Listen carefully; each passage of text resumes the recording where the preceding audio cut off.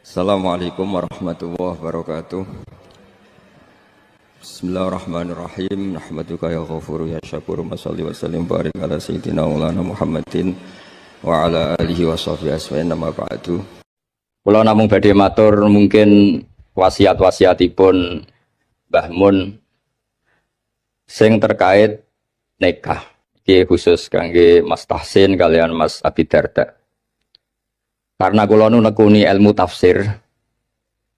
Kula niku ilmu paling kula kenang saking Mbah Mun tentang ilmu tafsir niku pengganti kata. Ini ki Mas Tahsin kalian Mas Darda. Tentang nikah nih, tapi wonten kalimat utawi kata utawi lafat napa la istilahipun. Niku tenggene Quran niku nak ngistilahno nikahul mukminah niku digenti kata al jannah. Jannah maknane swarga. Dados mestine ayat itu ngeten, umpama boten Quran niku bunyine ngeten. Wala tangkihul musyrikati hatta yu'min. Wala amatum mukminatun khairum min musyrikati walau a'jabatkum. Mun sak teruse ngantos ulaika yad'una ilan nar wa wallahu yad'u ilal maghfirah. Wa yatu ilal jannati wal maghfirati bi izni. Dados Allah niku nglarang nikahul musyrikah, nikahi wong wedok sing musyrikah. Terus Allah matur ulaika yatuna ilan nar, kena anti nikahi wong musyrikah iku padha karo ngajak ning neraka. Terus Allah dawuh wa yatu ilal jannati wal maghfirati bi izni. Mestine cara alur kata niku wa yatu ila nikahil mukminah. Jadi orang-orang di luar sana niku ngutus jenengan nu nikahi wong kafiroh, wong kafir. Allah ngutus nikahi tiyang napa mukminah. Dan niku kata mukminah teng Quran digentos wa yatu ilal jannah. Terus nikah mukminah niku mun hakikate swarga. Jadi saking mulyane nikahil mukminah niku pun disebut Allah niku ilal jannah, maring swarga. Terus penghormatane Allah taala teng ketentuan nikah tiang mukminah. Meskipun diarani swarga ya resiko. Misale wong ning swarga kok ora di dhuwit iku ya lucu. Wong ning swarga kok cerewet iku ya lucu. Terus niki kangge garwa-garwa niku swarga iku ora ana cerewet, ora ana ngamuk. Sing lanang nggih ngoten ning swarga kok kurang nafkah ya ora ana, ning swarga kecukupan kabeh. Tapi apapun niku pelajaran kanggo kula jenengan. Nek wis wani nikah niku kudu ora tenan. Kula niku nikah mulai tahun 2000. Nganti sakniki niku resep sing kula nggih namung hadis tunggal. Iki krungokno Mas Abi Darda, Mas Tahsin. Ngene niku dawuh Kanjeng Nabi ketika ngandani sahabat Abdurrahman bin Auf, kadang ngandani Jabir beberapa sahabat. Niku dawuh Kanjeng Nabi halla bikron tola ibuha wa tola ibuka. Kowe nak nikah iku pokoke mula abah iku dolanan. Sebagian riwayat halla bikron tudhahikuka wa tudhahikuha. Kowe rabi prawan, kowe ya guyu, dekne ya guyu. Sebagian riwayat halla bikron tuda ibuha wa tuda ibuka. Dados semua itu mengarah nek wis wani nikah niku kudu wani mula abah. Mula abah iku ora penting, ngomong sing ora penting. Dolanan. Kula ngantos sak mangke niku kula nate teng Jombang, nate teng Putih-Putih niku bojo kula ditakoki tamu niku goleki kula. Ngerti-ngerti ning Jombang, kadang ning Jakarta. Mboten nate pamit. Nggih ra disalah cara adat Jawa ra disalah, tapi berhubung ajarane niku mboten serius, akhirnya nggih mboten salah. Nah, niki ra aneh tapi berkah. Ki nak pamit wong wedok kok kaya Abdu Zaujah cara Mbah Mun kok. Ora pamit itu ya ora sopan, pamit kaya Abdu Zaujah. Ketoke ra sopan mbek budak iku mulya ora sopan. Terus niki mboten nasihat niki cerita mawon, sampean nglakoni nggih monggo, mboten nggih mboten napa-napa. Karena seninya nikah niku pancen mula abah. Mboten penting misalnya Mas Tahsin mikir urip ning sarang apa ning Nganjuk ruwet. Nyai model mubalek apa model dukun ruwet, bangsa diskusi ngoten ruwet. Nak mubalek ya sak monten niku tarife, nak dukun ya sak monten. Apa model wali. Nah, kula nu seneng model wali. Model wali iku wis ora jelas tapi keramat. Terus kula niku mboten nate model mubalek mboten nate, model dukun mboten nate. Model wali pokoke rezeki kok pangeran, sore pasrah pangeran pun beres. Tapi kalau niku percaya hukum akhlak. Mulane kula purun rawuh teng mriki jenengan matur nuwun Pak Zam. Pak Zam niku guru MGS paling lami. Guru mboten nate mas saya, mau diundang guru terus. Murid-muridnya Gus Naji, Gus Ubab mau diundang Kiai, Pak Zam tuh diundang Pak Zam. Terus guru paling nom. Murid-muridnya mau diundang Syekh. Gus Naji ngundang Syekh. Tapi Pak Zam diundang Pak Zam. Sing ra diawet nang kirane nggih kula nganti sakniki jek diundang Gus ora dibejo. Dadi nek salah ya pantes wong isih Gus dereng Kiai. Tapi Gus ku kalah mbek Kiai. Tapi Kiai mbek Gus nggih hormat ya serwet ta niku. Terus kula suwun niki resep kula sedanten sing nikah, aja geman tenanan. Donya iku la ibun walah, donya iku ora usah tenanan. Sing tenanan ikhlas. Kula bolak-balik dikandani Mbah Mun. Kowe ngiyai tenanan iku bento, sing tenanan ikhlas. Kowe mulang kok pengen minterno murid iku ya goblok. Wong sing bakat goblok ya tetep goblok. Entekno metodemu sing bakat goblok ya tetep goblok. Padha wong wedok rata-rata cerewet, entekno nasihatmu gitu tetep cerewet.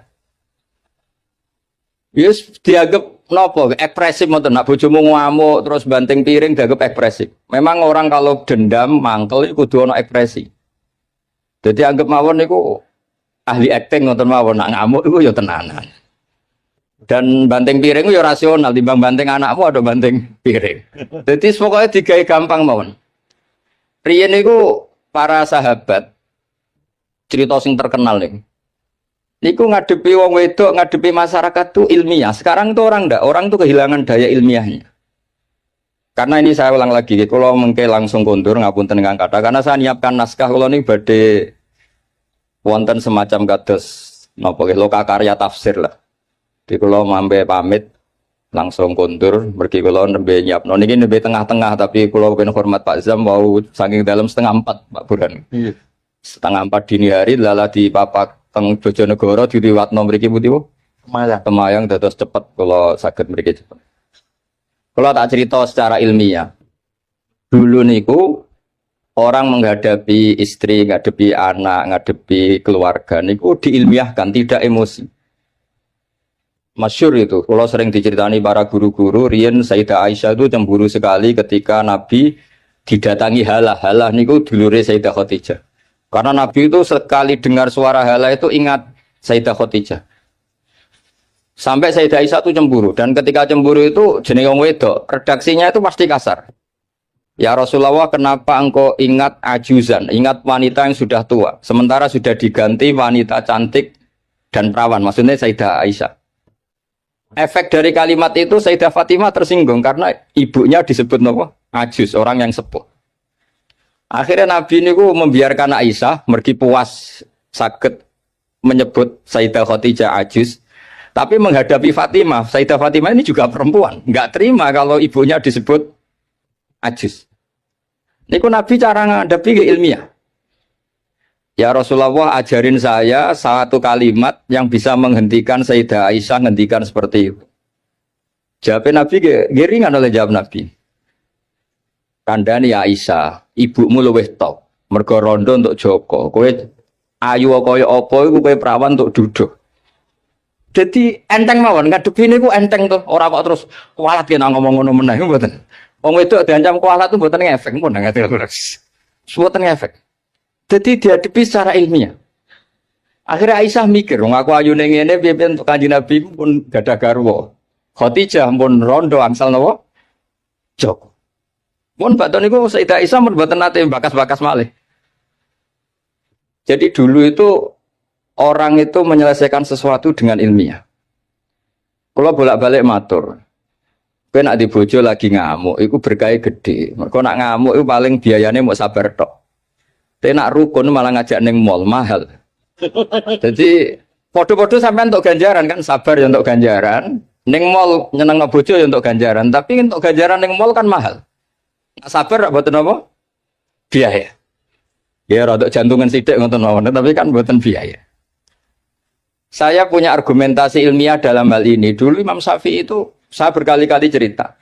Kalau diceritain ini banyak orang mencintai jenengan. Alhamdulillah di dulur, di konco.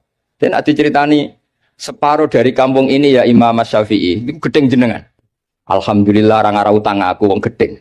Wong rukun yo ribet. Utang duit mergo rukun. Nyileh mobil mergo rukun. Tapi nak neng-nengan nak ra utang. Saiki hikmah akeh ndi dineng mbek dirukuni. Nak dirukuni diutangi dhuwit, nak dineng ya ora enak dineng tangga. Tapi hikmah orang arah diutangi napa? Dhuwit. Artinya kalau diilmiahkan itu tuh dunia ini normal semua. Ya wow, nak bojomu ngamuk berarti orang arah jaluk belanja, orang arah ngajak neng mall, nak rukun ngajak neng mall, neng bakso, milih budi, milih rukun apa milih nenengan? Rukun mahal. Soalnya ngoten, soalnya urip itu digawe gampang, diilmiahkan. Karena itu sanad. Kulo gadah bapak ke kiai, gadah guru ke kiai, babah kulo kiai itu dulu niku kulo roh ngadepi dunia ku enteng. Saya tuh di kota sering disoal, Gus kenapa sih di daerah-daerah NU kok banyak musola? Kenapa ada jatuh jamaah di masjid? Padahal satu jamaah di masjid kan lebih baik. Kalau Islam kota itu nggak bisa bayangkan ada musola. Bareng kulo terang, wong biasa ketua itu jadi anak buah ora kepenak. Jadi makmum di masjid ada di anak buah. Kowe ora rasane. Dangen-angen ya bener. Mergo setiap kiai iku digaya-gaya dhewe. Ana sing salat iku kancinge rapati bener kabine elek. Mergo amen dalil inna wa yang duru ila atsabikum. Jadi Allah ora delok klambi, ora delok penampilan, didelok iku ati. Ana sing amen macak adus minyakan jare mergo khudzu zinatakum inda kulli napa? Masjid. Macam-macam kiai iku beda-beda. Sampai peneliti sangi luar negeri yang ketangklet kulo, Gus sendakep yang benar itu gimana? Kalau sendakepnya orang Muhammadiyah itu kan standar. Kalau orang NU pusing sih. Ono sing nyekel dadane, ono sing nyekel wetenge, ono kowe ora jelas. Ngono tiap kiai tak takoki, kenapa gak jelas? Gue nunjukno nak sendakep ora wajib. Berhubung ora wajib bentuke kudu ora jelas, ben gak dadi aturan. Dadi pakem jenenge wajib. Lho kliru di dalil yang NU wis. Ono ae dalile. Sekolah suwon mas-mas yang nekas dan sing pun mbah-mbah sing pun terlambat lah niku usahakan ngadepi bojo niku mula abah karena tek 3 hadis itu 3 riwayat itu kula apalno panjen karena ini ilmiah halla bikron tula ibuha wa tula ibuka halla bikron tudo ibuha wa tudo ibuka halla bikron tuda ibuha wa tuda ibuka semua maknanya itu jangan serius. Kalau nganti saat ini mulai nikah nganti saat ini buatan nanti rebukan mbek bojo, gawe omah iku piye terus nak lunga kok teknis yang buatan nanti. Kalau nak lunga kurang 1 jam kadang cerita melok gak, nak melok ya melok ora ya rapuh. Kalau buatan nanti lunga mbek bojo juara. Pikiran gua sederhana, ning omah awor ning lunga awor berarti nak tukaran itu kan ping pindho ning omah tukaran ning perjalanan tukaran. Tapi nak bareng kan ono jedane. Tapi itu teori loh, sampean ndak harus anut tuh, semua orang kan beda-beda. Kalau gak ada kenangan tentang solusi itu, ini kalau kan karena nekuni ilmu, saya akan cerita ilmu. Dulu banyak sahabat kalau ditanya, Sifli wajah Rasulillah, coba ceritakan ke saya bagaimana wajahnya Nabi. Sahabat itu menangis. Saya itu tidak pernah melihat Nabi. Kok bisa? Wong jenengan niku sahabat. Haibatanlah, wa ijlalanlah. Saya ini terlalu menghormati beliau sehingga tidak pernah berani menatap wajah beliau. Tapi banyak sahabat yang karena mencintai Nabi itu melihat Nabi sampai tahu alisnya kayak apa, hidungnya kayak apa. Juga saking mencintai Nabi. Artinya sampai nak seneng bojo itu kadang-kadang ora delok 2 tahun. Wah agak roh eleke. Wong asline elek nek delok terus kan tambah ketara. Jadi orang itu tidak harus sama cara ngelola emosi, ngelola. Jadi sebenarnya kalau dunia ini diilmiahkan itu semuanya akan baik-baik saja. Jadi sekolah niku kepengen sak saged-sagede kula. Dewe Mbah Mun wau. Piye-piye istilah nikah wong mukmin wis disebut Allah swarga. Wa yad'u ilal jannah. Ning dinggon swarga ya ora ana tukaran, ora ana pisu-pisuan, termasuk ora ana urip susah. Terus niki harus jadi pelajaran. Mulane dewe Mbah Mun ora ana mulya kaya nikahil mukminah. Mergo pengganti katanya itu wa yatu ilal napa jannah. Mestine kalau wala tangkihul musyrikati hatta yu'min, mestine penggantine wa yatu ila nikahil mukminah. Tapi kata itu diganti wa yatu ilal jannah. Terus niki penghormatan yang luar biasa saking Allah taala. Jadi sekedar nikahul mukminah iki pun ibadah. Wis rawati tahajud lah. Potongane ora biasa tahajud. Ngono dawuhe Mbah Mun nak crita niku riyen niku Nabi nak tahajud niku Sayyidah Aisyah itu turu nang ngarepe. Padahal Sayyidah Aisyah ayu perawan, Nabi ki tetep salat. Dawe Sayyidah Aisyah niki ora usah dipraktekno orang ora iso. Dawe Sayyidah Aisyah, saya ditanya Nabi, saya sebetulnya kepengen sari-sarian mbek Nabi, mudojaah itu rilek-rilek mbek Nabi. Tapi fatarok tu hawa ya li hawahu. Tapi saya meninggalkan selera saya demi selerane Kanjeng Nabi. Karena Nabi nu eling pangeran niku pun bojo ayu lah niku pun boten ngefek. Dan Nabi pamit ning Sayyidah Aisyah, dari ini ata'abbadu li rabbi. Wonten sing maca ata'abbad li rabbi. Mun urusan nahwu lah. Ketemu mriki kata alumni Ploso niku dari ini ata'abbad dadi jawab apa dadi kalimun pokoke riwayat itu ada dua, ada yang dari ini ata'abbadu li rabbi, wonten sing dari ini ata'abbad li rabbi. Aku pamit ya, aku lagi kangen pangeran tak salat. Terus niki nek sampean kepengin bojomu kangen, wis bengilah, jejerlah sampean tinggal tahajud. Engko ora roh anakku ora ganteng, mergo kapan ya eling aku. Tapi anggere bengi dikumpuli terus suwe bosen. Terus riyen niku terus riwayat-riwayat tentang Assalamualaikum daraqaumil mukminin wa inna insyaallah bikum lahiqun. Niku kata kitab nerangno Nabi keluar saking dalem. Naluri seorang istri ini wedi nak Nabi ini teng garwa liyane, wong Nabi garwane kata. Delalah diikuti ternyata Nabi itu teng baki. Teng baki terus Nabi matur teng ahlu baki Assalamualaikum daraqaumil mukminin wa inna insyaallah bikum lahiqun. Niki kangge ibu-ibu, kangge bapak sing nembe nikah. Dados garwa-garwane Nabi ku kenangane meskipun sare sak kamar niku kenangane niku roh tahajude Nabi, roh ziarah Nabi teng baki. Mulane dawe Fathul Bari kitab Sarai Bukhari. Kenapa Nabi itu istrinya banyak? Di antaranya apa? Wong wedok wong paling nekat cerita eleke sing lanang. Lah Nabi disukani garwa kathah kabeh ku ora ro eleke. Dadi wong Yahudi ku bingung ora eleke Nabi, biasane sing paling gampang dikorek iku bojo. Lah ternyata bojone Nabi kabeh kenangane iku roh tahajude Nabi. Roh qiyamul lail Nabi nganti hatta waromat qodamahu, nganti sikile iku bengkak. Padahal pas teng dawawi Sayyidah Aisyah, mboten pas teng Saudah. Teng Saudah mungkin wong komen. Bangkune ra ditinggal salat wong Saudah iku ayu Aisyah. Niki teng pas teng daleme Sayyidah sinten? Aisyah. Dados dawe Imam Fathul Bari itu Nabi niku garwane kathah dan perempuan itu biasanya orang paling nekat ngomong eleke bojone. Tapi semuanya itu yarwina ahsana ahwali. Semua kenangannya itu meriwayatkan perilaku Nabi terbaik. Mulane wong kok dilem bojo iku wong top tenan. Ayo tak boleh ibu-ibu tak boleh. Tak kon ngelem bojone 5 menit nak iso. Tak kei dhuwit. 5 menit mau. Karena wis mesti, misalnya anggar sing sugih mulai ben wayo. Engko sing melarat yo nyebeli mergo ora ngrejekeni. Engko anggar mulai duwe akeh polahe yo akeh. Wis ora ngarep bener tak jamin. Versi ibu-ibu lho. Dados tapi Nabi itu beda. Nabi niku sawise intaqala ila rafiqil ala, bahasa gampangnya kapundhut. Nah bahasa adabe intaqala ila rafiqil ala. Niku kenangane Sayyidah Maimunah. Kenangane Sayyidah Sofiyah sedanten. Iku nggih tahajude sampai donga-dongane carane teng dalem carane badhe sari. Sampeyan iso bayangno bojomu ngriwayatno apike sampeyan. Ya ora ngare iso diriwayatno ora ana faktane, ora ana faktane. Nggih wau. Terus kula suwun masalah nikah niku masalah sing sekedar nikah niku pun ibadah karena tadi kata ila nikahil mukminah niku dening Allah taala digentos ilal jannah. Niku eling-eling niki ilmu yang saya tekuni. Terus di antara ilmu tafsir itu dijelaskan Quran itu sering ada kata pengganti. Nah, kata pengganti itu adalah penghormatannya Allah taala. Begitu juga menyangkut perempuan. Niku ketika seseorang mengabaikan perempuan, menterlantarkan perempuan, itu Allah ngendikan wala tattakhidhu ayatillahi huzwa. Kamu jangan menganggap ayat-ayat Allah Ta'ala itu sebagai mainan. Karena perempuan itu di halalnya ini, status halalnya oleh Allah didhawuhna fa innakum akhadtumuhunna bi amanatillah wastahlaltum furujahunna bi kalimatillah. Terus perempuan ini termasuk orang yang luar biasa. Kata penggantinya semuanya luar biasa.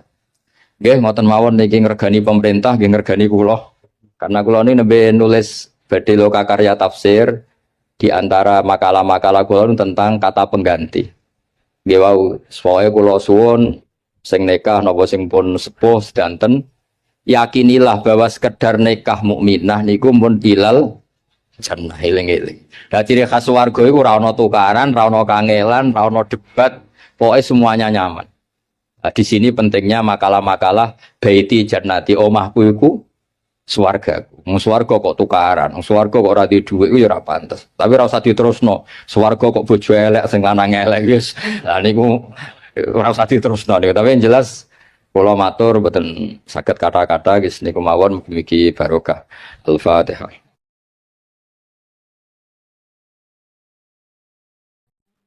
Dulu itu ulama itu ya rileks. Di antara tulisan Syekh Nawawi, saya ini termasuk pengagum Kiai Nawawi karena Kiai Maimun putra Kiai Zubair itu saking senangnya Kiai Nawawi itu naskahnya itu banyak tentang Syekh Nawawi.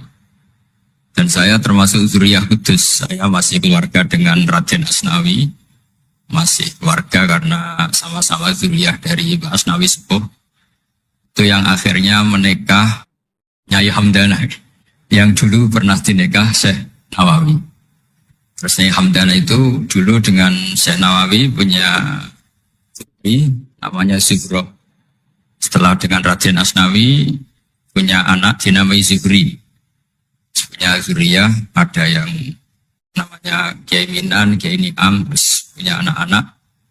Di antaranya Kiai Hafid yang jadi menantu keluarga Sarah. Saya kalau boleh cerita, saya ini khatam tafsir Munir itu 3 kali. Dulu ngaji di Sarang 2 kali. Terus belajar sendiri. Terus mentakriri. Takriri itu beri catatan-catatan yang untuk meneguhkan satu tulis ya, atau satu teks, atau satu ibarat yang diinginkan Syekh Nawawi. Saya beri beberapa contoh. Dan ini dipraktekkan di Indonesia. Orang Indonesia itu mesti hafal Fatihah dan semuanya merasa pintar. Itu ya barokahnya Syekh Nawawi karena kata Syekh Nawawi itu semua Quran dikumpulkan di Fatihah. Fatihah itu dikumpulkan di Bismillah. Bismillah itu dikumpulkan di Ba.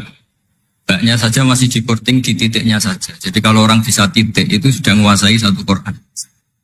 Karena pikirannya Syekh Nawawi itu semua Quran itu menerangkan tauhid dan tauhid itu dimulai dari Ba. Ba itu bi kana makana wa bi yakunu ma yakun. Jadi karena saya kata Allah yang ada menjadi ada, yang enggak ada juga menjadi akan ada kalau Allah menghendaki wujud. Sehingga dulu Syekh Nawawi itu sudah sukses membuat pikiran kita itu rileks. Kalau enggak bisa Quran semuanya ya Fatihah. Kalau Fatihah enggak bisa ya baca bismillah. Setidaknya orang Islam itu enggak boleh tercerabut dari Quran. Sehingga saya kalau baca teks-teksnya Syekh Nawawi itu punya pengaruh besar di cara pandang kiai-kiai Indonesia.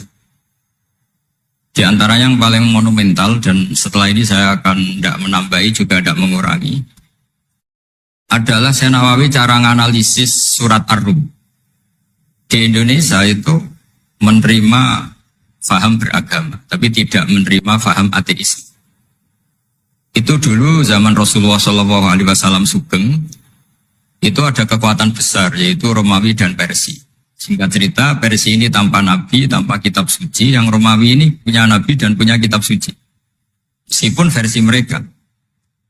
Ketika orang Persia mengalahkan Romawi, itu nabi terus dicibir, diolok-olok sama orang kafir Mekah.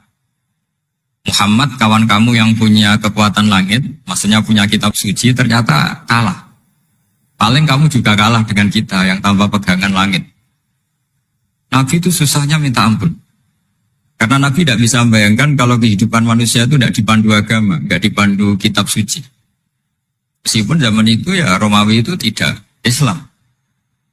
Kemudian kata Nabi diberitahu Allah Ta'ala antara 3 sampai 9 tahun pasti Romawi akan mengalahkan Persia. Dan itu enggak dianggap kemenangan Romawi mengalahkan Persia, tapi menangnya ahli kitab, orang yang berpegangan kitab suci mengalahkan orang yang tidak berpegangan kitab suci. Dan saat itu Allah ngendikan wa yauma idzi yafrahul mu'minun, di hari kemenangan Romawi mengalahkan Persia atau kemenangan ahli kitab terhadap non ahli kitab, itu orang mukmin itu senang sekali. Sangat senang. Ini saya baca di tagnya Syekh Nawawi supaya di sini Anda tidak mendengarkan pendapat saya, memang benar-benar mendengarkan apa yang dikatakan Syekh Nawawi. Saya baca tidak. Ya niru-niru Kiai Ma'ruf. Tadi beliau masih ngetikan secara fasih, ngetikan usul fikih, kaidah fikih. Karena ilmu beliau dengan kita ini bersanad yang sama.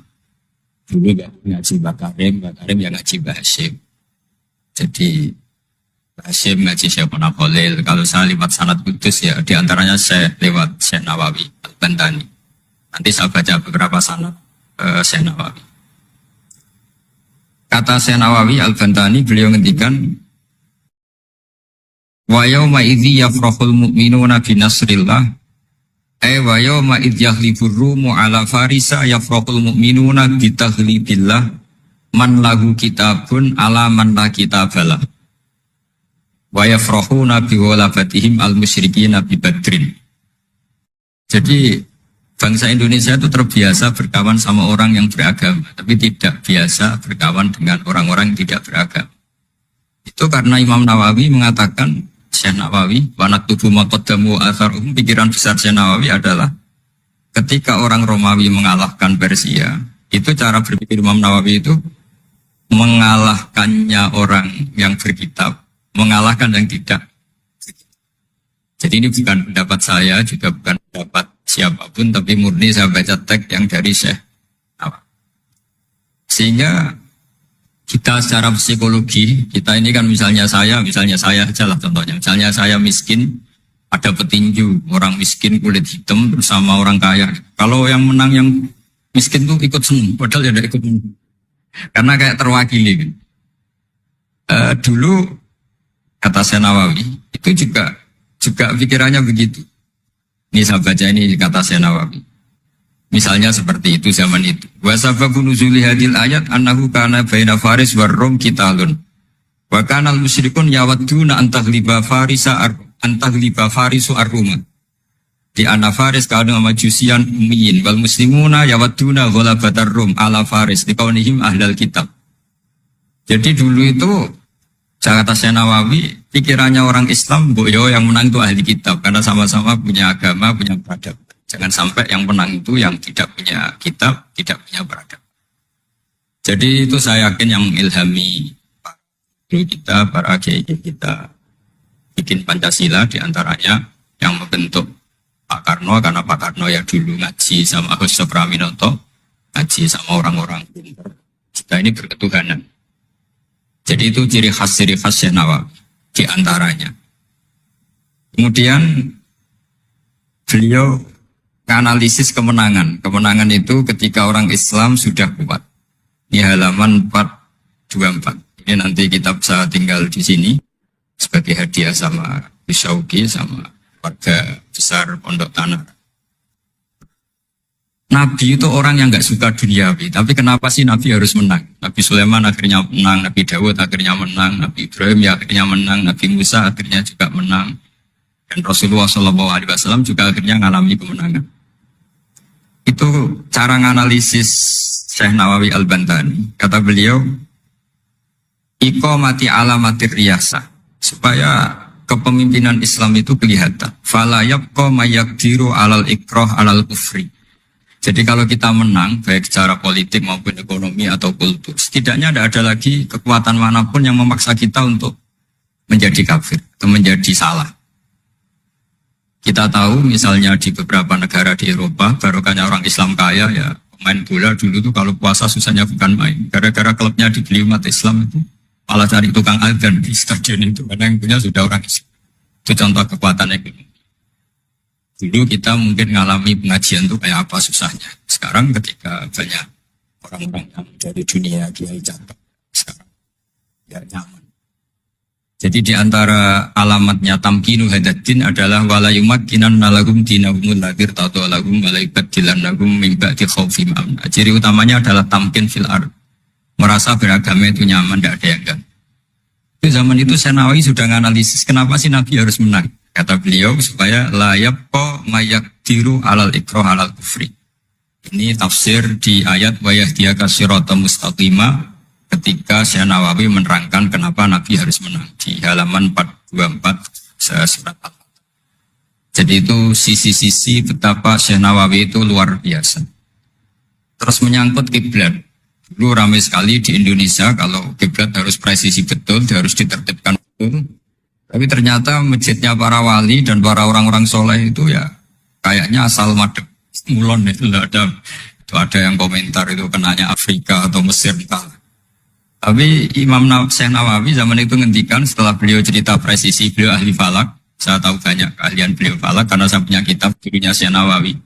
Namanya Syiarus Salikin, itu karangan beliau, Syekh Abdus Somad. Itu kata beliau, selain menukil pentingnya presisi kiblat, tapi beliau tetap menukil itu ngutip. Waruwiya an Ibni Abbasin annahu qol al-baitu kiblatun li ahlil masjid, wal masjid kiblatun li ahlil haram, wal haram kiblatun li ahlil masyriq wal maghrib. Wahada qaulu Malik. Jadi karena orang Jawa itu rata-rata kiai itu mesti baca tafsir Munir, sehingga ya dianggap enteng saja. Ya sudah lah, pokoknya kira-kira madhep mulon itu.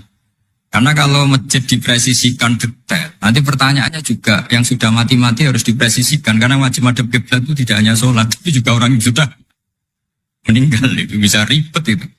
Ya kalau yang mbahnya wali, jenazahnya masih utuh. Kalau yang nggak wali kan sekliwat itu, karena sudah nggak ada bentuknya. Makanya dulu ada bionanya kiai mau dipindah itu, butuhnya nggak boleh. Jangan, kalau mbah saya wali, saya keren, jasadnya utuh. Kalau mbah saya ada wali. Jadi ya, tapi apapun itu saya cerita betapa efek dari pikiran besar Syekh Nawawi itu mempengaruhi kita. Sehingga dulu masjid-masjid, musola-musola itu ya tetap hati-hati lah. Tapi ya tetap saja agak longgarnya. Nah beliau tetap mengutip wal haram kiblatun lil ahlil masyriq wal maghrib. Jadi tidak hanya Mekah dengan makna Ka'bah atau dengan makna Masjid Haram, tapi semua tanah. Dan itu bisa 25 atau 20 kilo persegi. Kemudian ini biar benar-benar halnya Syekh Nawawi. Jadi saya tidak cerita pikiran saya, tapi murni cerita Syekh Nawawi, murni cerita Syekh Nawawi. Saya punya naskah banyak karena memang saya nekuni betul. Saya khatam, kalau nggak 3 kali saya khatam tafsir Munir. Ketika beliau menafsirkan fa inna hizballahumul ghalibun, ini favorit saya di Syekh Nawawi. Pasukan Allah itu pasti menang, ya. Pasukan Allah itu pasti menang. Tapi beliau dengan unik menjelaskan, ini supaya benar-benar Syekh Nawawi ya, tidak menambahkan, tidak mengurangi. Di halaman 278. Jadi ngaji pakai kitab itu untungnya 2. 1 mengutip, 2 terus gak usah mikir gitu. Jadi baru saya mikir nanti salah di depan orang-orang pinter, malah sakit atau goblok gitu. Jadi kalau nukil kan aman. Paling salahnya salah baca. Kayaknya enggak, saya pernah ngaji 3 kali. Kayaknya enggak, tapi kalau misalnya salah itu apa. Bismillahirrahmanirrahim. Fa inna hizballahumul ghalibun. Syekh Nawawi wa may yattakhidum terus hum al-ghalibuna ala a'daihim bil hujjah fa innaha mustamirratun abadan amma bisolah wa daulah faqad dighlabun.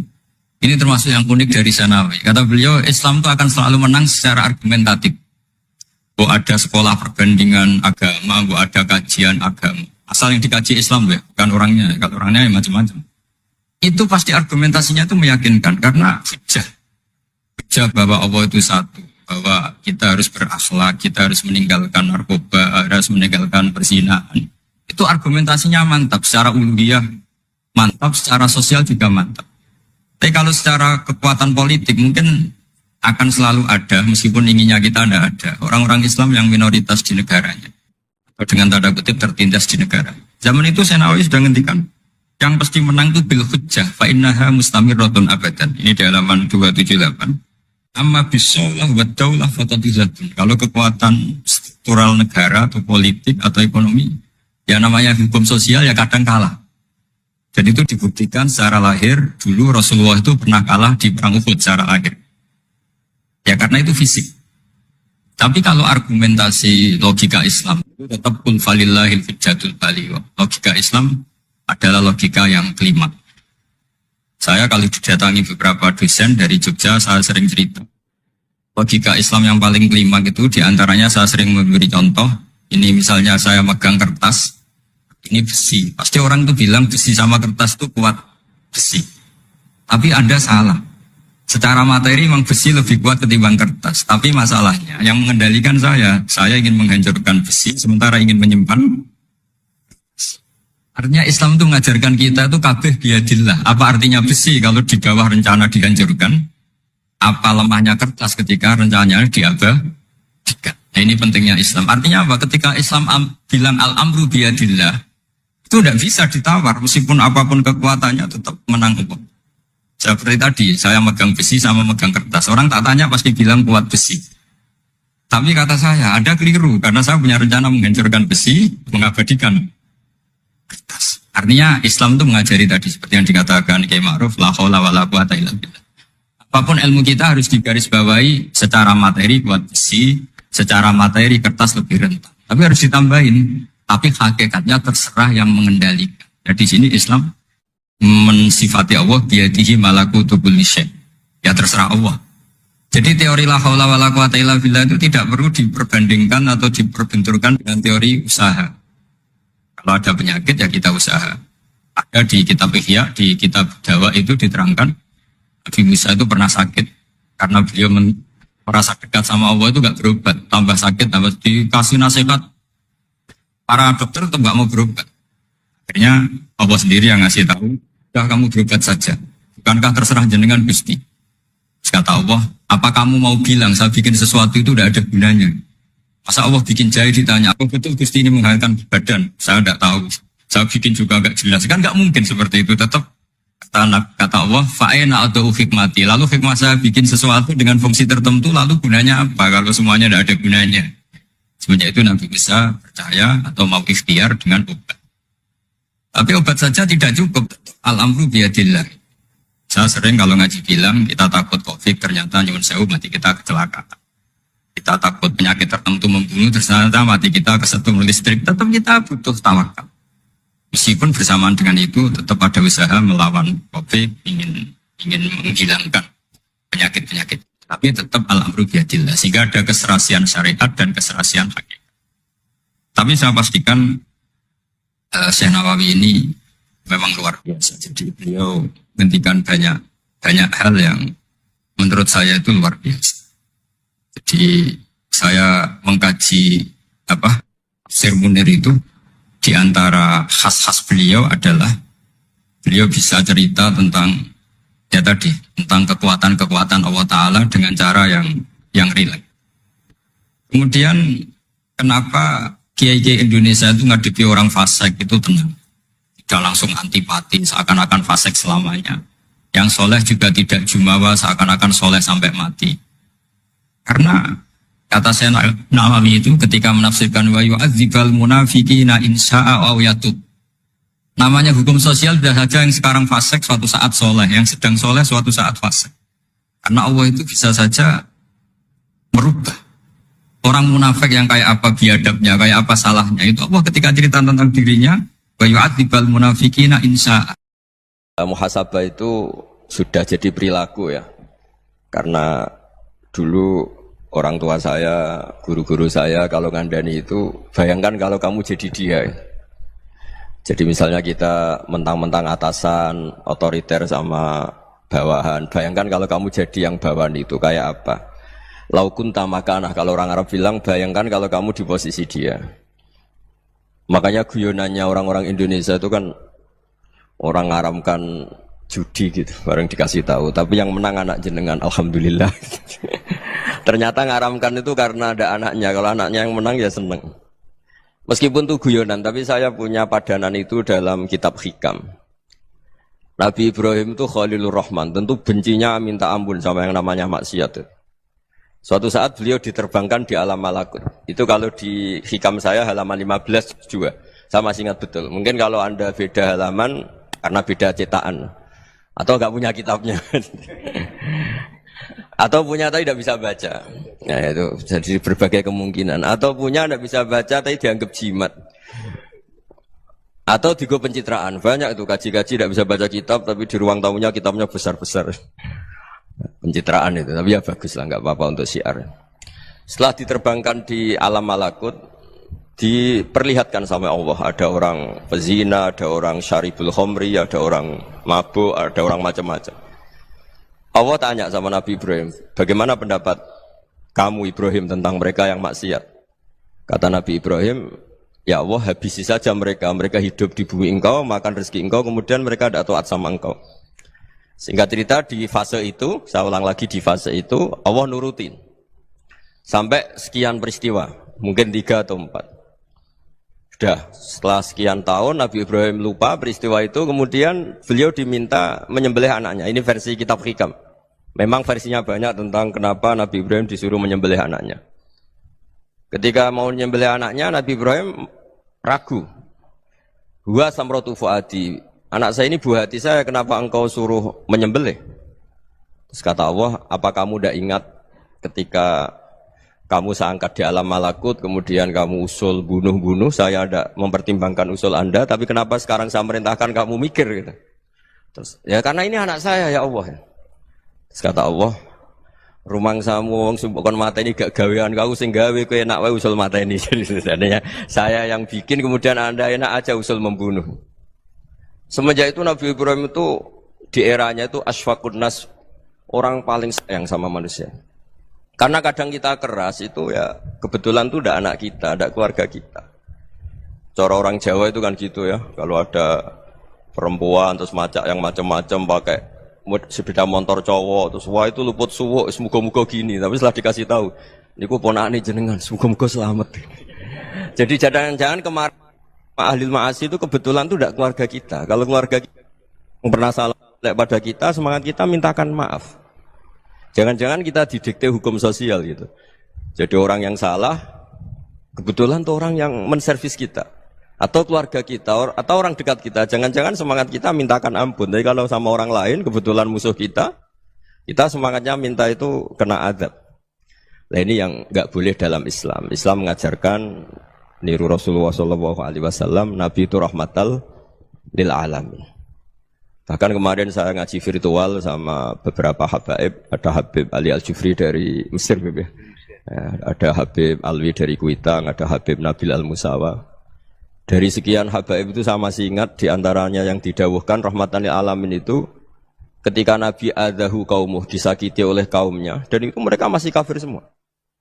Itu mereka dapat doanya Nabi, Allah mahdi qaumi fa innahum la ya'lamun. Kayak apa baiknya Nabi, orang yang menyakiti, yang melukai, tapi Nabi masih berdoa, Allah mahdi qaumi fa innahum la ya'lamun.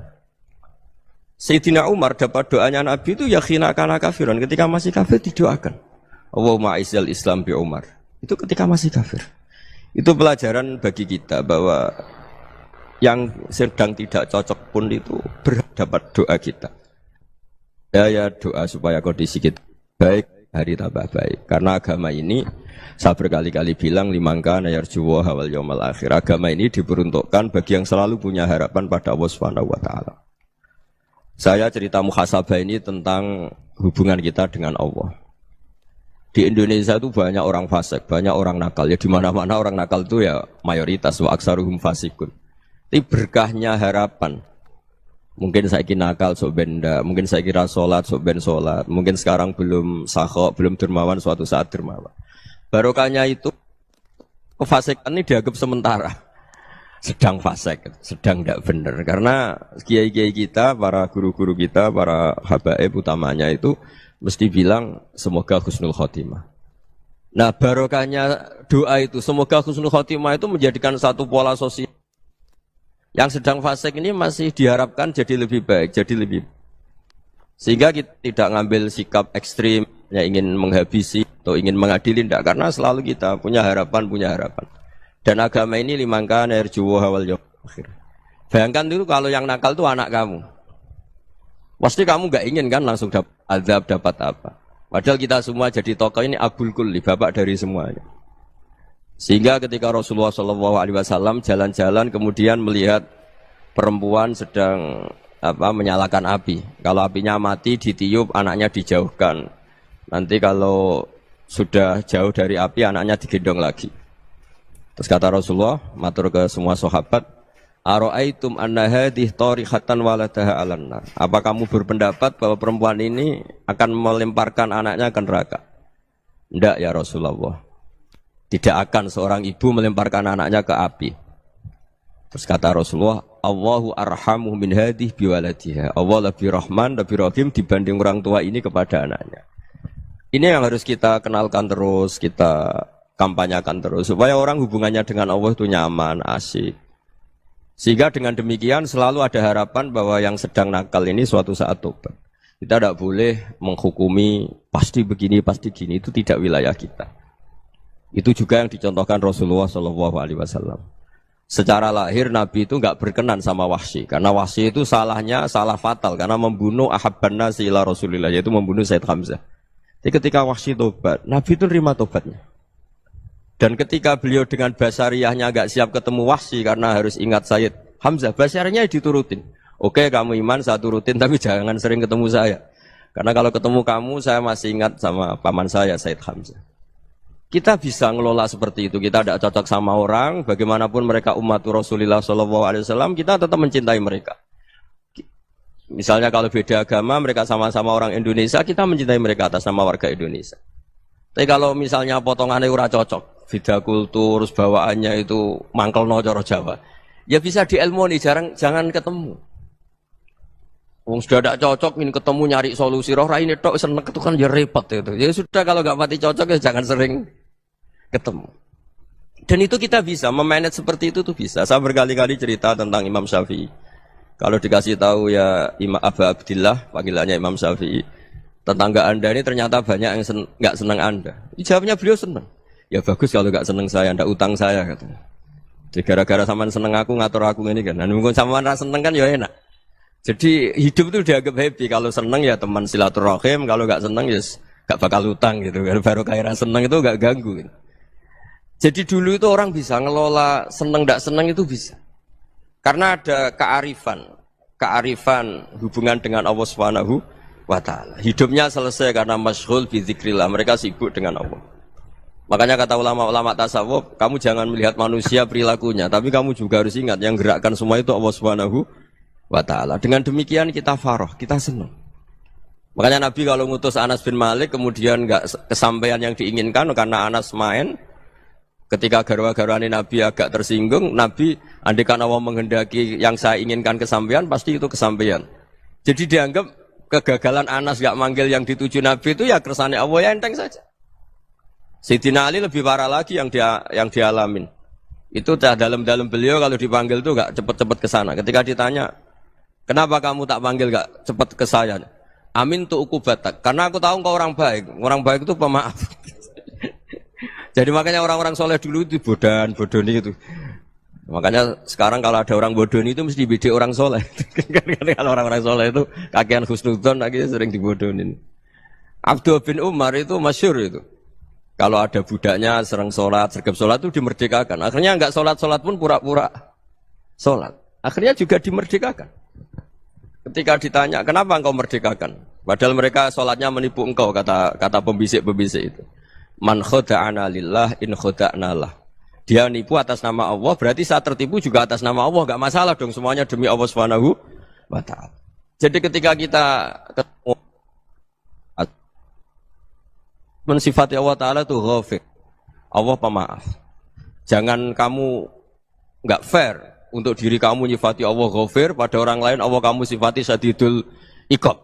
Jadi Allah kamu atur, kayak MC tadi ngatur saya. Jadi Allah itu apa? Kalau pada saya ghafir, kalau pada musuh saya syadidul iqab. Itu enggak fair. Kalau Anda punya harapan kepada Allah karena Allah Rahman Rahim, Allah ghafir, sebenarnya Allah pada musuh kita ya bisa saja Allah ghafir, bisa saja Allah Rahman Rahim. Sehingga kita melihat orang lain yang kita tidak cocok itu ya enteng saja.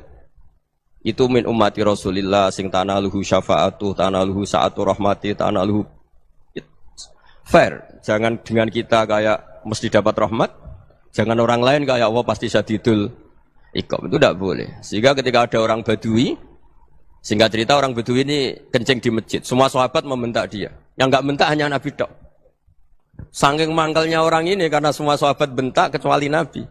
Setelah dibenari Nabi, terus Nabi nyuruh Sobbu Ali Dhanuban min ma'in. Setelah disucikan masjid itu, dia berdoa keras sekali. Allahumma arhamni wa Muhammadan wa la tarham ma'ana ahadan. Ya Allah, yang berhak dapat rahmatmu hanya saya dan Nabi Muhammad, yang lainnya jangan. Karena yang lainnya tuh jengkelin, gitu aja saya salah dimarah-marahin gitu. Jadi kalau kamu doa terbatas ya kayak orang Bedui nih, kayak orang Arabi. Apa kata Nabi? Laqad tahajjarta wasi'an. Allah yang rahmatnya luas menjadi kamu sempitkan. Karena kamu mau atur, Allah hanya Rahman pada Indonesian Power, pada NU, pada kita, yang orang lain nggak perlu dapat. Itu kan kasihan Islam, karena Islam terus nggak dimiliki semua orang.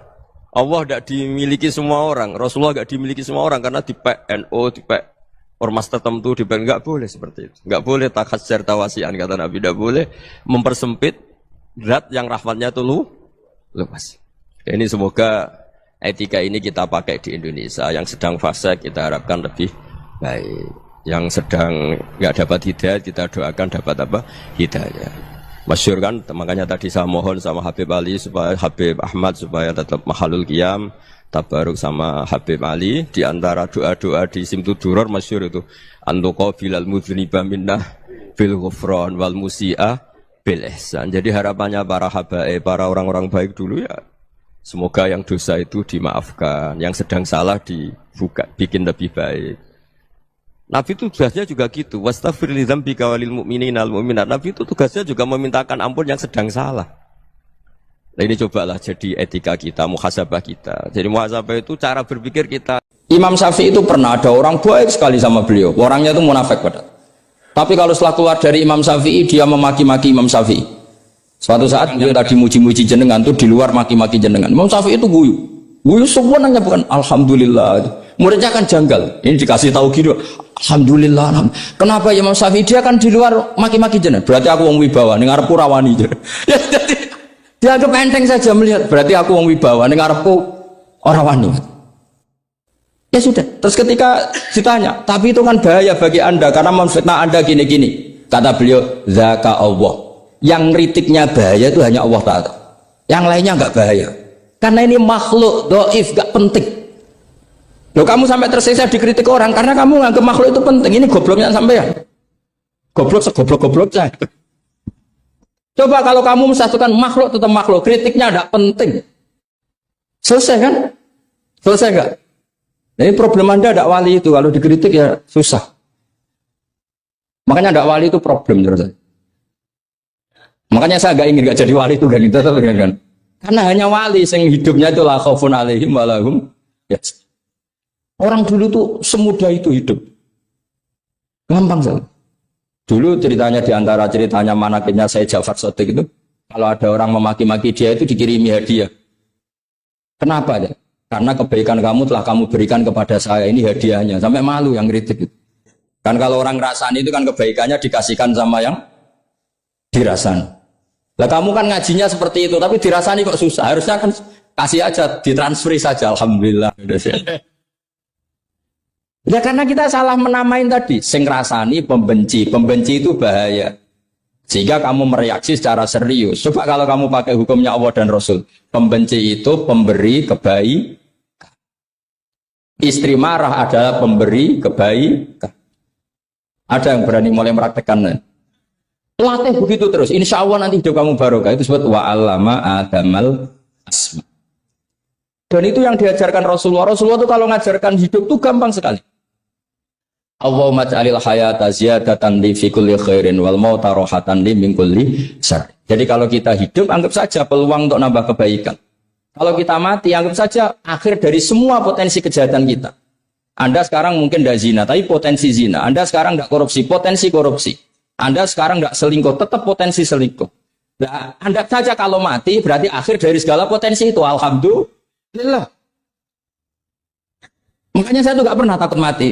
Karena saya misalnya setiap saat mati ya saya nanti akan bilang, ya Allah ini sudah mau mati berarti mau akhir dari segala potensi keburukan saya. Alhamdulillah. Makanya itu ulama-ulama dulu kalau ada preman mati, saya guys, tonggone ragil muni saya, walau preman kurang ajar, saya guys, tonggone tetap ragil muni saya. Padahal kiai ini muni, saya yang pun mati, pun bukan sakit macam-macam nih pasti. Karena dia dengan mati berarti rohatan mengkuli syarrin, keburukannya tidak terulang lah. Lah keburukan gak terulang lagi itu saya apa buruk? Saya. Makanya kiainya minta saya ge niki. Tonggone cek menengai. Saya ge menengai. Makanya suatu saat kalau ada gitu kamu harus bilang apa? Saya, pun buatan jahat malih, pun mati. Jadi kayak apa coba? Coba sekali-kali statuskan kalau al-hayat adalah ziyadatan lana fi kulli khairin. Al-maut adalah rohatan lana min kulli. Sehingga kita hidup ya happy, mati juga happy, gak masalah.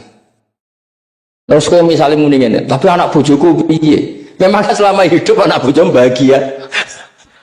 Ketoke ya tambah musibah ya, Cok. Malah sombong lagi kamu, seakan-akan kamu Tuhan yang bisa mensejahterakan manusia. Wong isih urip kok bojomu wis ndonga muga-muga nang mati malah.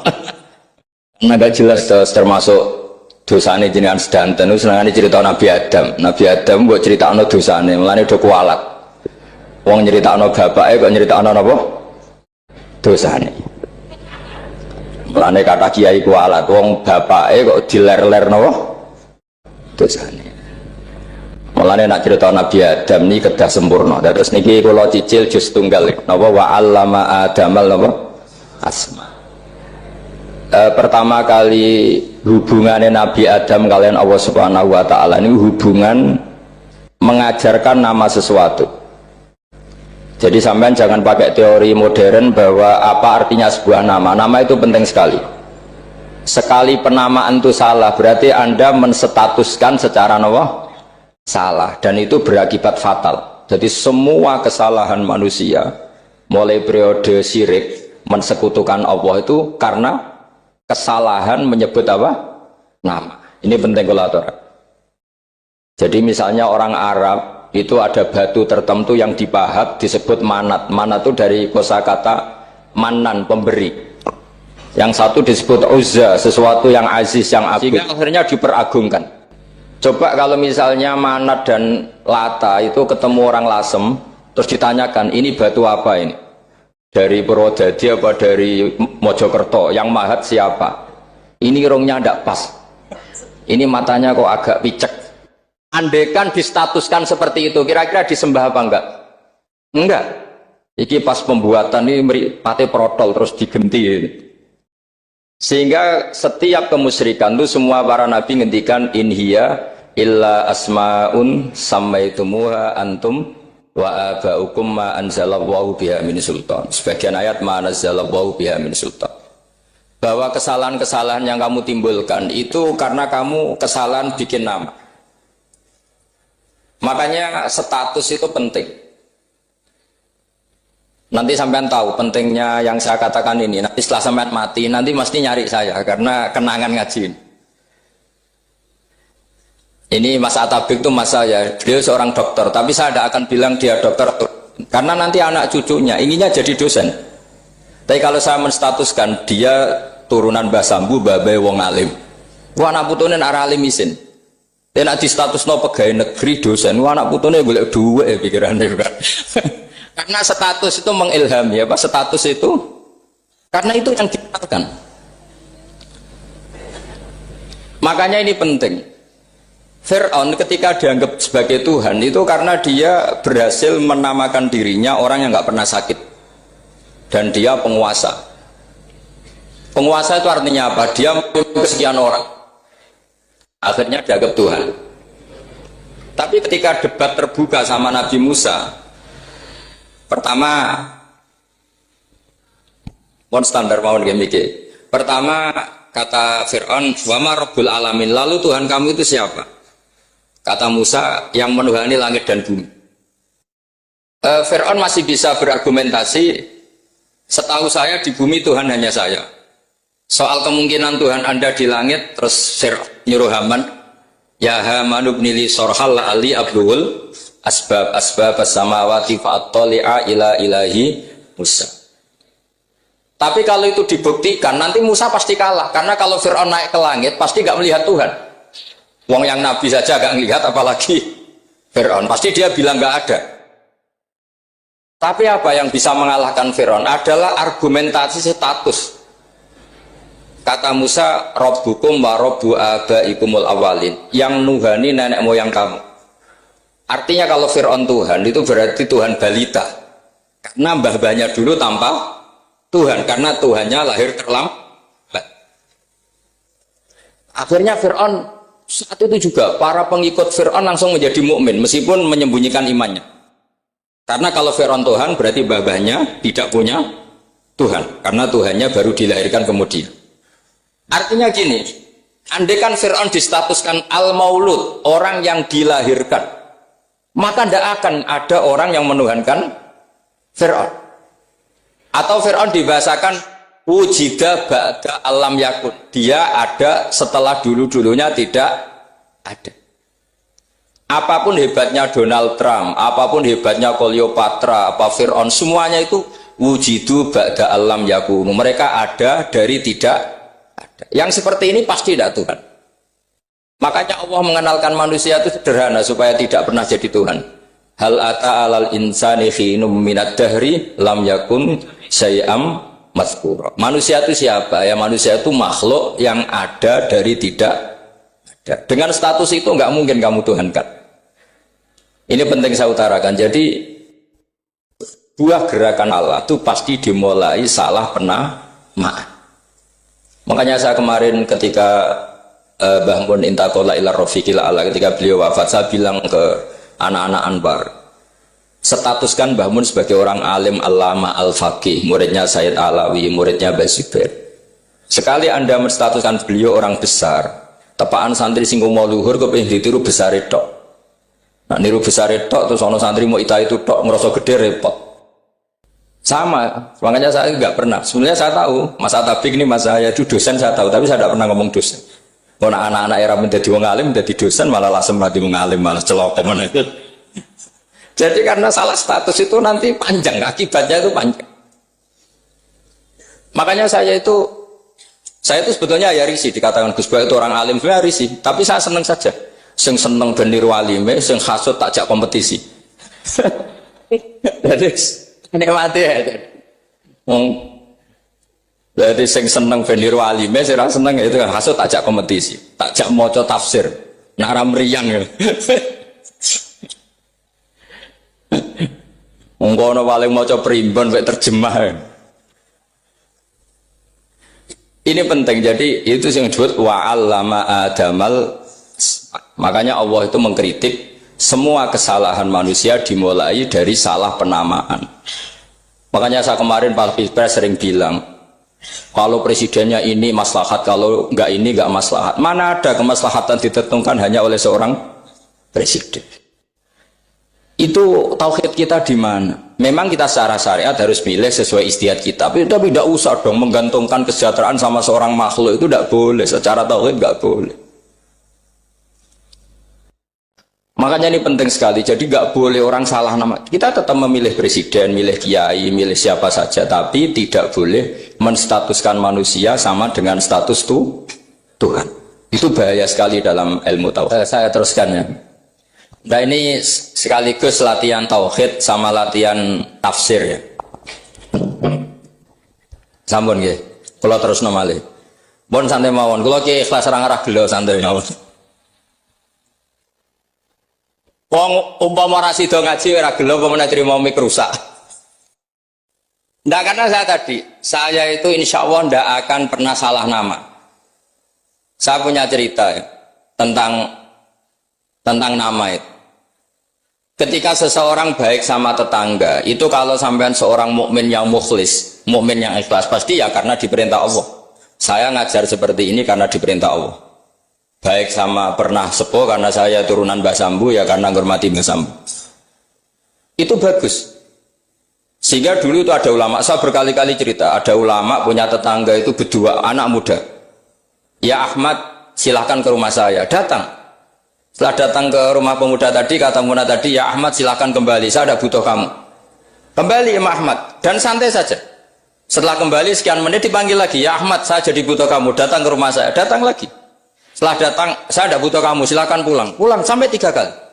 Itu Imam Ahmad senangnya bukan main, kelihatan ceria senang. Lama-lama muda ini tanya, ya Ahmad kenapa Anda tidak tersinggung, bukankah itu menyakitkan? Enggak kata saya.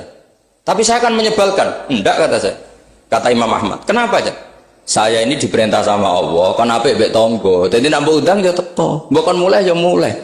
Alhamdulillah iso nglakoni perintahe Allah. Jadi aku ora ono hubungane mbek kowe.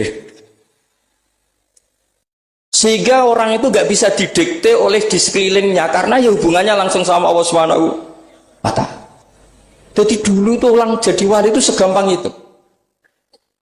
Kalau kamu kan enggak, hukum tentang tetangga itu kamu kayak orang kapitalis, kayak orang komunis, pakai teori sosial. Nah diapik yo apik, dielek yo elek. Itu kan pikiran PKI. Artinya satu perilaku sosial didikte oleh makhluk itu perilaku orang mukmin atau orang PKI. Itu orang PKI. Kalau orang mukmin ya mangkana yu'minu billahi wal yaumil akhir fal yukrim jarahu. Kita baik sama tetangga karena diperintah Allah, sehingga kecewa tidak kecewa ya santai saja. Imam Ahmad katanya, kenapa engkau tetap ceria? Aku ora urusan mbek kowe, urusanku mbek pangeran. Pangeran ngutus sampai mbek tonggo. Saya ulang lagi ya, dadas tentang napa wa 'allama adamal asma. Jadi andaikan seorang manusia melakukan kebaikan karena dia makmur, amarahu wa. Kita diperintahkan Allah baik sama tetangga. Ya bahasanya tetap seperti itu. Kita diperintahkan Allah baik sama. Sehingga ketika ngalami kayak yang dialami Ahmad, kita santai saja. Ketika kita datang bi amrillah, ketika kembali ya bi amrillah. Sehingga ya sudah kita dapat pahala. Tapi kalau kamu kedikte secara sosial, maka kamu akan menjadi orang murahan, yaitu seorang ulama didikte oleh anak muda yang kampungan. Justru kita kalah kan, kita kampungan sekali karena kita ulama senengnya kalau disenengkan orang, mangkelnya kalau dimangkelkan orang. Artinya apa? Kamu didikte makhluk. Itu kerennya di mana coba? Kerennya di mana? Nggak ada sama sekali. Apalagi yang dikte terima canom sing goblok sing desa. Kamu seorang ulama besar. Tapi kalau kamu hubungannya dengan Allah, dia muji kamu, alhamdulillah dipuji. Dia memaki kamu, alhamdulillah dapat pahala lewat jalur sabar. Kan santai saja. Sehingga saya berkali-kali bilang, setan itu untungnya tidak pernah ngaji saya. Kalau ngaji dia pasti ngerusak metode, merubah metode. Tapi saya tadi berdoa supaya ngaji ini nggak didengar setan. Setan itu ya goblok betul. Setan itu kan suka ya kalau anaknya kiai, cucu kiai dibikin konflik. Dia ngiranya dengan konflik pondok itu tidak solid. Ternyata enggak. Misalnya masa tabik konflik sama keluarga Bani Lasem, terus ada yang minggat ke Papua kemana-mana. Namanya turunan kiai di mana-mana tetap bikin pondok, bikin masjid. Yang dulu masjid hanya ada di Lasem, barokahnya tukaran ada di mana-mana. Lah itu namanya setan, salah perhitungan apa? Makanya gobloknya dia itu udah ngaji saya. Kalau ngaji tak kasih tahu, itu bahaya itu. Bikin kiai konflik itu bahaya. Iya betul. Islam ada di Indonesia itu ya barokahnya konfliknya sahabat. Sayyidina Ali dan Sayyidina Muawiyah itu konflik. Banyak sahabat netral yang ingin menghindari itu mau ke Cina. Di Selat Malaka sebagian terdampar, terus ada yang ke Aceh, ada yang ke Sumatera, namanya Sayyidina Ali. Makanya awal Islam di Indonesia dimulai Syekh Yusuf Baros itu. Kalau Timur Tengah nggak ada tukaran tuh nggak ada, Islam menyebar kemana-mana. Nah setan ngiranya kalau sahabat tukaran itu nanti kacau. Ternyata enggak, malah Islam menyebar kemana-mana, barokahnya tukaran. Dulu Solo karena konflik ya banyak ulama yang ke Selasem kemana-mana gara-gara Solo gak kondusif. Akhirnya kayaknya keduman basambu, keduman macam-macam. Sedungak nomawon kiai tukaran terus betul apa-apa. Yang penting ora bacok-bacokan, rasanan santetan wis. Terus pokoknya rasan-rasanan ringan ya sudah itu bagus. Memang Allah bikin seperti itu. Tidak apa-apa. Kata Allah wala yazaluna mukhtalifina illa man rahima rabbuk. Kata Allah walidzalika khalaqahum. Ikhtilaf itu barokahnya Masya Allah. Kalau saya setuju pendapatnya Mas Atabik, saya jadi dosen. Nanti yang ngaji tafsir siapa? Tapi kalau dia setuju saya, dia jadi ahli tafsir, yang jadi PNS siapa? Ya sudah, barokahnya khilaf. Dia jadi PNS ya dapat gaji, tapi gaji itu bisa dihitung.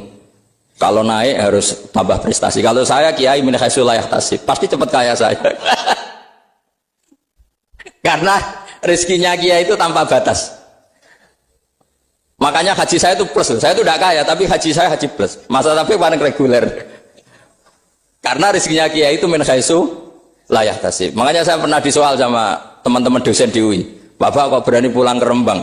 Kiai itu kan rezekinya agak jelas. Kata saya justru agak jelas itu bagus. Kalau sampean kan konsisten segitu nilainya. Kalau saya enggak. Kata saya. Jadi tak nikmati saja. Karena saya hamba Allah, bukan hamba negara. Kalau hamba Allah ya yang gaji Allah. Kalau hamba negara ya negara itu negara sama Allah kayak mana? Allah ya sudah pinter berarti sudah. Jadi jangan pernah kita ini salah nama. Kalau salah nama itu bisa panjang. Makanya ada wali itu kalau dongo itu rontok kriminal, tapi malah pangeran seneng. Sampai dalam riwayat itu innahu yudkhilkuni al yauma salasa marat. Wali itu bisa menertawakan saya 3 kali. Itu kata Allah. Itu kalau dongo itu agak kriminal, tapi mesti mustajab. Tapi kalau kamu niru sudah ada mustajab, karena ini KW, copy paste. Itu kalau dia datang ke Raudhah itu bilang gini wali tadi, ya Allah, saya ingin jadi orang baik. Jika engkau turuti doa saya, maka surra habibuk, kekasihmu ini menjadi senang. Tapi jika saya jadi orang jelek, surra aduwuk, yang senang itu iblis. Sekarang milih mana jenengan, menyenangkan kekasih kamu atau menyenangkan musuh kamu? Itu semua riwayat. Terus kata Allah bilang ke Nabi Muhammad, karena wali kan ada alam roh, wis kandhani wis mustajab, coba lain itu kayak gue.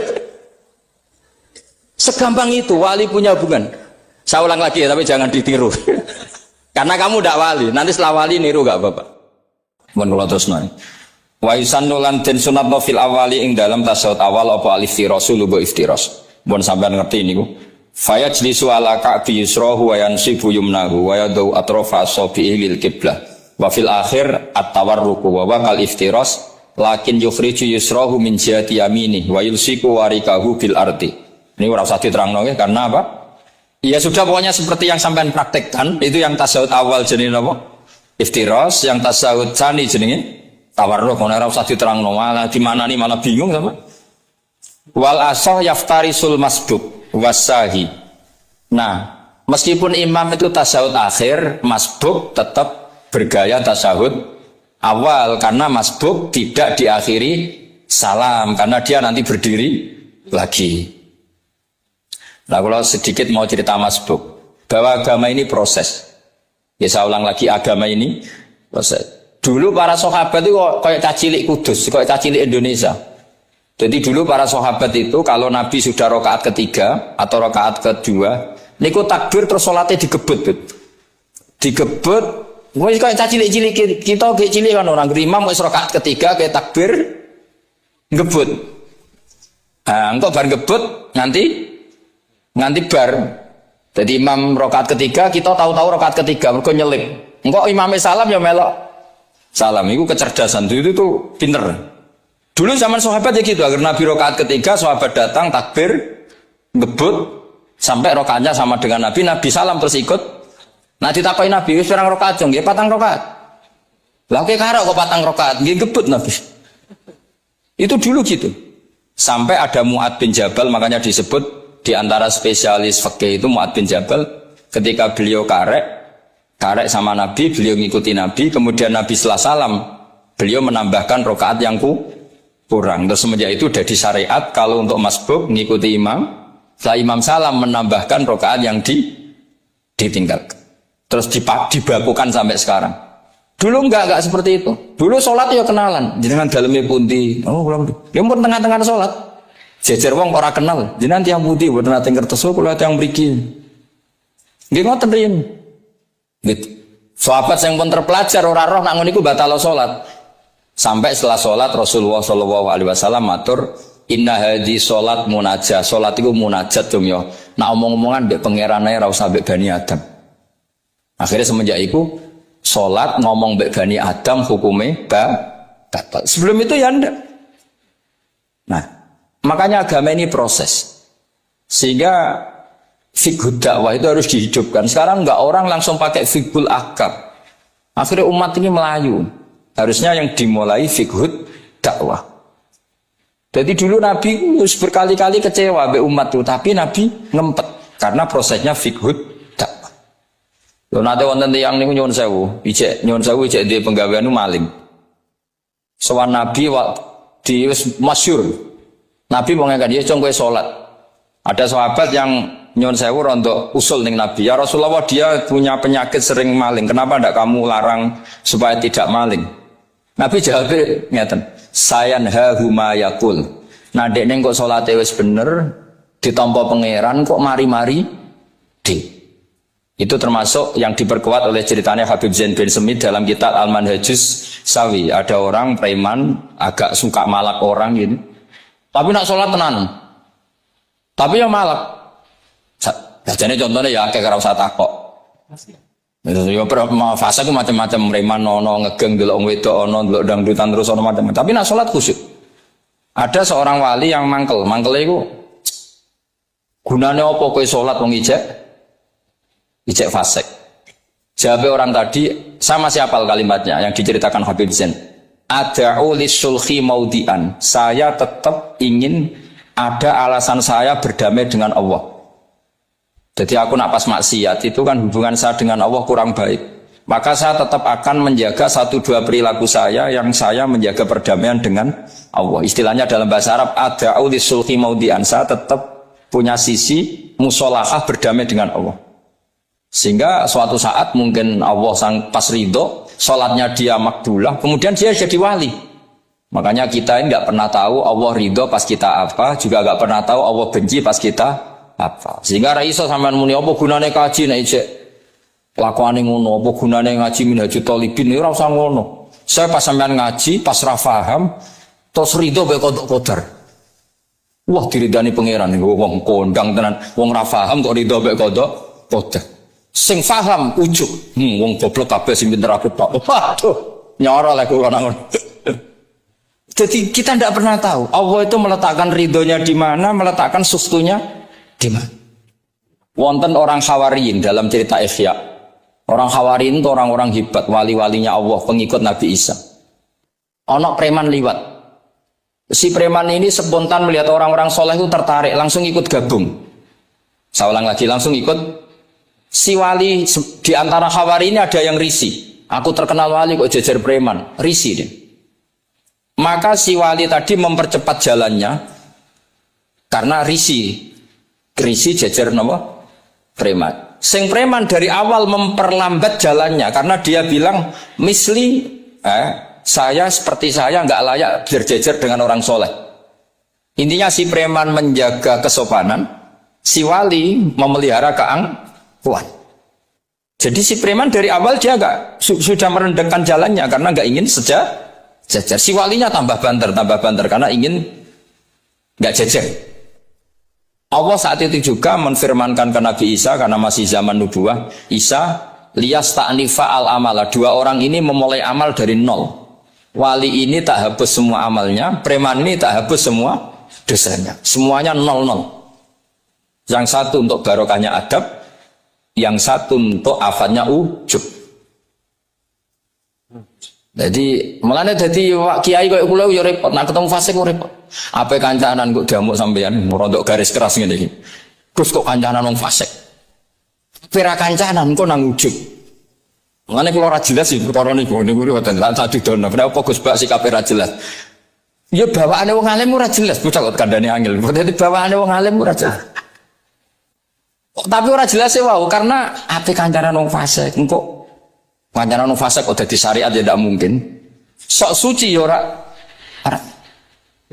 Makanya didawakan Allah laisa laka minal amri syai'un au yatsuba alaihim au yatsu. Dadi wong fasik kok potensine disepuro pangeran, tapi ya potensi disiksa pangeran. Nah, delok potensi disepuro kita oleh ngancani, nah delok potensi disiksa kita ora oleh. Masalahnya kita tidak tahu. Ya, masalahnya kita tidak tahu. Delok tengene cerita-cerita wali. Wong sowan Sunan Bonang iku nggawa gula salam templek ra mesti dadi wali.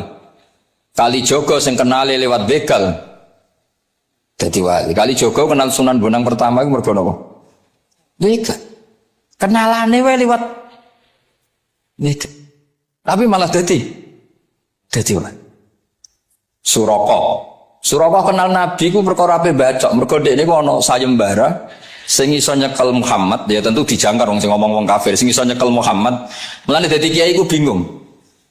Nak nyeritakno tarikh kok nyebut Rasulullah kan gak mungkin wong kafir kok gawe sayembara sing nyekel Rasulullah sallallahu alaihi wasallam dikai hadiah. Ya mosok wong kafir kok sayembarane muni apa? Sing nyekel Rasulullah sallallahu alaihi wasallam tak kei hadiah. Sing baca Muhammad Rasulullah sallallahu alaihi wasallam tak kei hadiah kan mboten mungkin wong kafir kok muni ngono. Sing kiai sing bingung sing nyeritakno kiai, aku muni sing nyekel Muhammad kayak dhuwit. Muni Muhammad kan sekadung ra kulino. Cara sampean dadi kiai ya milih ndi no. Nyeritakno omongane wong kafir. Milih ndi. Mulane kula kadang kiai ora di pilihan bahasa. Mergo mulane Imam Suyuti sopan-sopane wong, tapi namune Iqra ya Muhammad. Mergo iku satu-satunya kesempatan jangkar Kanjeng Nabi. Kan sing dawuh Allah Iqra. Lah mesti Iqra ya Muhammad. Mergo Allah sing dawuh ning Kanjeng. Tapi nak kita ning Kanjeng Nabi kan gak mungkin muni ya Muhammad. Sekamane ana sayembara, sapa sing iso nyekel Muhammad tak kei unta 100. Surakoh tertarik ikut. Tapi barokah kesalahan itu malah roh mukjizat Rasulullah sallallahu alaihi wasallam. Ketika pe baca napa? Ambis sampai pentel. Dia awalnya salah niatnya salah, tapi pangeran ngersakno untuk hidayah. Barokah salah iku roh mukjizat Rasulullah sallallahu alaihi wasallam. Ya roh dunya iku ora roh. Ana wong saleh sak labah amen jamaah sampai diarani hamamatul mas. Tapi ceritanya seperti itu. Akhirnya semalanya dongo ya muqallibal qulub tsabbit qalbi ala dini. Kita tidak pernah tahu. Ya sudah seperti itu. Paham ya? Tapi ya kita tentu ngikuti syariat wa kullun muyassarun lima khuliqan. Nah ini juga sama. Duduk tasahud akhir. Ayo. Duduknya dulu, duduk tasahud baca sholawat. Itu satu paket. Makanya al-atasek wal asir wal hadi asar at-tasahud wa qa'uduhu wa sholat ala nabi sallallahu alaihi wasallam. Fatasyahudu mongkoti tasahud wa qa'uduhu lan lungguh tasahud. In aqobahuma lamun ana semoco akibah tapi sami ya. Lamun mungkasi utawa nyusuli huma ing tasahud lan qu'ud apa salamun salam. Iku ruknani berarti rukun karone. Jadi tasahud yang diakhiri salam itu berstatus rukun. Berarti tasahud awal berstatus sunnat karena tidak diakhiri salam. Jadi nak wonten tiyang traweh kok 4 rakaat langsung salam itu enggak bisa dikatakan batal karena statusnya tasahud awal nopo sunnat. Ya. Tapi kalau traweh itu sudah monggo kalau tarawih itu sudah menjadi alamiah, jadi biasanya ulama berdebatnya begini, ini dengerinnya. Kata tarawih itu alamiah, apa implementasi dari Qiyamul Lail? Ayo jawab.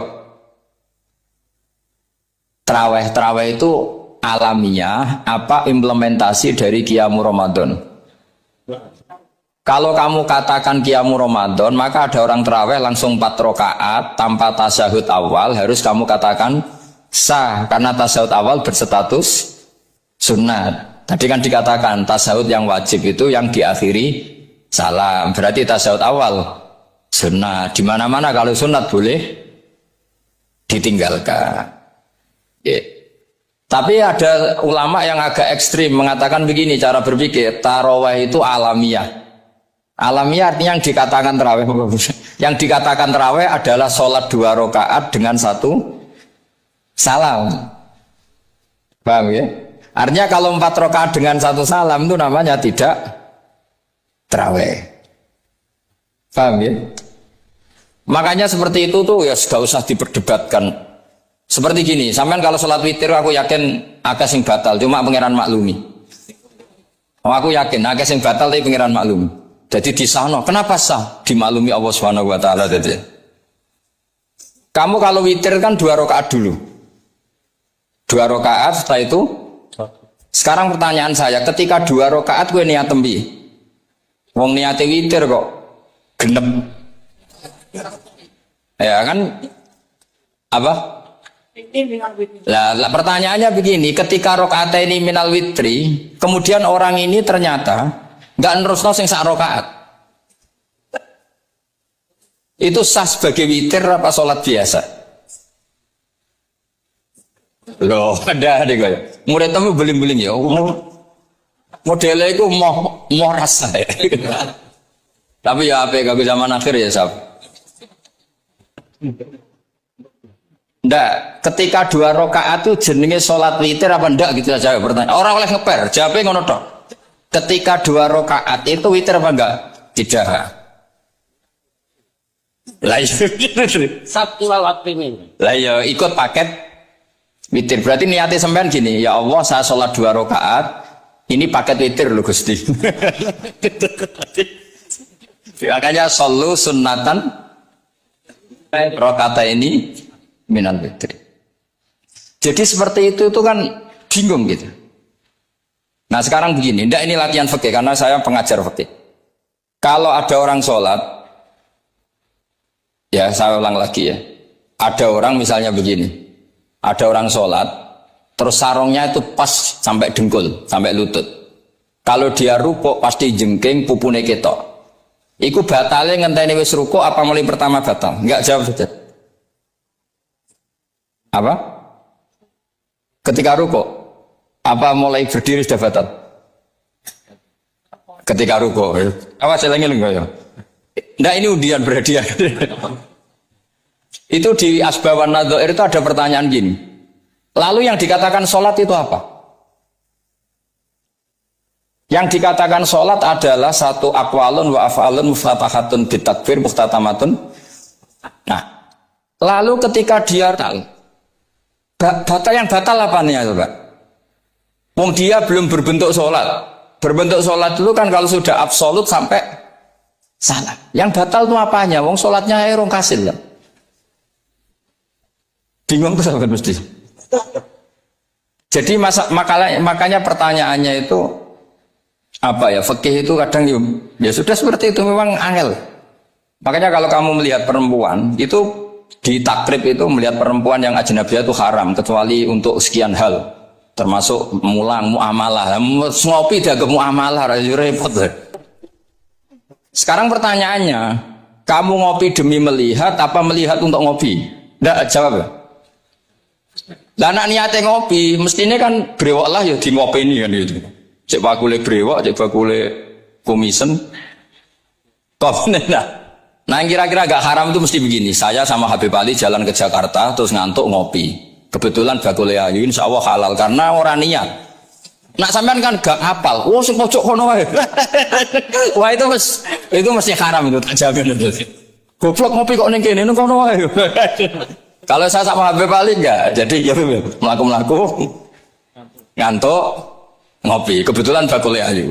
Ya terus mungkin wong soleh ya cepetnya ini bahaya ini. Apa sumat soleh ya gitu. Kalau enggak pas, wah cocok ya. Lah mulai ngomong cocok itu masalah kan.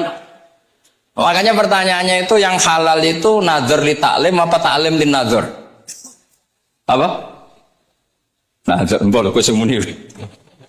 Jadi itu masalah-masalah. Makanya kalau berteman orang fasik itu hati-hati ya. Kalau itu kamu lihat umatur Rasulullah Shallallahu Alaihi Wasallam yang perlu kamu selamatkan, yang perlu kamu bina, jenenge tarbiyatul fasik, membina orang fasik. Tapi kalau kamu memang bermental fasik, ini namanya mualah, berkawan sama orang fasik. Itu hukumnya langsung rubah. Kalau mualah ya haram, kalau tarbiyah sunnat atau bahkan wajib. Lah takok bedane piye Gus? Ya takok awakmu. Ya sudah seperti itu nggak ada jawabannya sudah. Sengko nang akhirat fayunabi hukum bima kuntum tak malun. Sengko Allah piyambak sing apa menghisap. Kalau semua yang dilakukan Nabi itu menjadi syarat sah, maka nggak akan pernah sah romyu qoblas zawal. Tapi sekali bersyahid Muhammad ulama seluruh dunia itu ya biasa romyu qoblas zawal. Dan mentakwil apa yang dilakukan Nabi itu libayanil afdoliyah untuk menjelaskan keutamaan. Contoh lagi misalnya semua ahli tarikh sepakat ketika Nabi tawaf itu tofa rokiban, terus pas tawaf ini naik onta. Kalau yang seperti ini tuh libayanil jawas untuk menjelaskan kalau tawaf naik itu sah. Dan sampai terus darah nih syarat saya tawaf kudu naik Ka'bah prodit terus nganggo balapan Vespa paham ya? Nanti kayak teletabis nih cek tua. Mereka oleh numpak terus yang cek nom-nom numpak apa? Itu skuter. Ini bukti bahwa tidak semua yang dilakukan Nabi itu bukti sebagai syarat sah. Kadang Nabi ngelampaui sesuatu itu ya kadang wajib, kadang sunat, kadang mubah atau jawas. Itu ranahnya ulama yang membeda-bedakan itu. Begitu juga misalnya Nabi tawaf, kadang ngendikan labbaik Allahumma labbaik labbaik. Yang nggak pernah ditinggalkan adalah tawaf 7 kali putaran. Itu yang nggak pernah ditinggalkan. Tapi kalau ngendikan labbaik, kadang ngendikan, kadang enggak. Kadang doa, kadang enggak. Berarti berstatus sunnat. Nah itu ulama yang tahu. Ya itu ulama yang tahu. Nah di antara ulama itu tentu Imam Nawawi. Yang hampir semua alawiyin, semua ulama pakai kitab Minhajut Talib. Terus niki penting kula aturaken kersane aja sithik-sithik muni sunnah Rasul sing piye. Sunnah itu maknanya perilaku atau tidak lampah. Lah tidak lampah Nabi ku kadang wajib, kadang sunat, kadang yang repot kadang khosois. Misalnya Nabi nikah songo, ora oleh sampean niru Nabi. Wah, yang repot. Bojo sitok iku melayu malah aneh-aneh.